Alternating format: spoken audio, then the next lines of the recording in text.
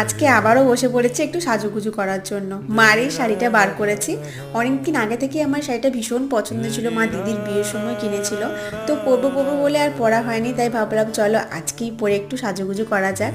তো এই শাড়িটা পরেছি। আর কোনো পুজোর ওকেশন এলে মনে হয় না কোনো শাড়িই পছন্দ হচ্ছে না, যতই আলমারিতে থাকুক না কেন।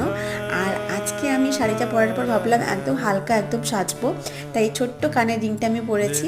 আর সাথে একটু হালকা মেকআপ, মেকআপ বলতে আমার ওই কাজল, লিপস্টিক আর টিপ, এটুকুই আমি জানি, তো এটুকুই পরি।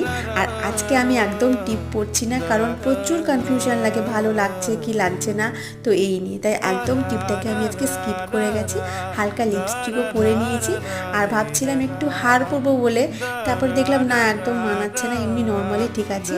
তো এই যে লিপস্টিক কাজল পরে নিয়েছি আর সাথে একটু কানের রিং। তো চলো এভাবে আমার লুকটা ডান করলাম আজকে। কেমন লাগলো অবশ্যই জানিও। Tata bye.